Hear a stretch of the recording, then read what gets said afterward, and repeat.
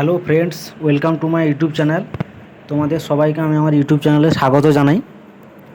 তো বন্ধুরা, এতক্ষণ তোমরা যে ভিডিওটি দেখছিলে সেটি অপশান ট্রেডিংয়ের একটি ভিডিও, ঠিক আছে? তো অপশান ট্রেডিংয়ের সময় আমি কী কী ট্রেড নিয়েছিলাম সেটা নিয়ে তোমাদের সঙ্গে বিস্তারিত আলোচনা করছি। তো বন্ধুরা, এখানে দেখতে পাচ্ছ আমি ব্যাঙ্ক নিফটিতে ট্রেড করছিলাম, ঠিক আছে? ব্যাঙ্ক নিফটির 8ই সেপ্টেম্বর 24-এর 48,800 পুটটা আমি 5 লট বাই করেছিলাম, ঠিক আছে?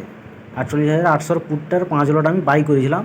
ওই যে 5 লট বাই করেছিলাম, 1 লট মানে 15 কোয়ান্টিটি, 5 লট মানে হচ্ছে 75 কোয়ান্টিটি, ঠিক আছে? তো এই 75 কোয়ান্টিটির আমার এভারেজ বাইং প্রাইস ছিল 13 টাকা 55 পয়সা, ঠিক আছে? কিন্তু আমি এটা সেল করি 9 টাকা 30 পয়সায়। এর ফলে আমার লস হয়ে গেছে, তোমরা দেখতে পাচ্ছ 318 টাকা 75 পয়সা লস হয়ে গেছে, ঠিক আছে? ফার্স্টে তারপর সেকেন্ডটা দেখো কি। সেকেন্ডটাতে আমি ব্যাঙ্ক নিফটির 8ই সেপ্টেম্বর 24-এর 50,700 পুটটা আমি সেল করেছিলাম, ঠিক আছে? তো 3 লট আমি সেল করেছিলাম, মানে 45 কোয়ান্টিটি আমি সেল করেছিলাম, ঠিক আছে?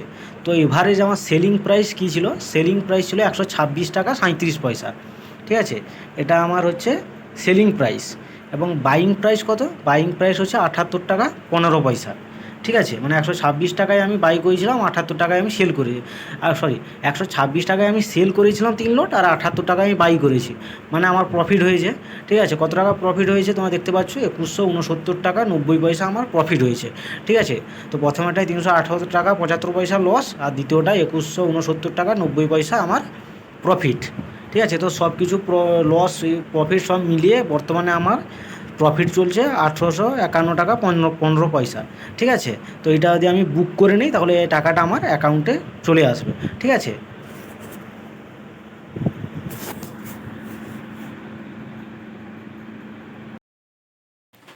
তো বন্ধুরা দেখো, আর একটা জিনিস, তোমরা কোনো কোম্পানিতে ইনভেস্ট করার আগে, ঠিক আছে, বা ফিউচার অপশন নিয়ে ট্রেডিং করো বা যাই করো না কেন, সব কিছু নিজেরা ভালো করে বিবেচনা করে, ঠিক আছে, ভেবে চিন্তে ভালো করে অ্যানালাইসিস করে তারপরই কোনো কোম্পানিতে তোমরা টাকা ইনভেস্ট করবে, ঠিক আছে?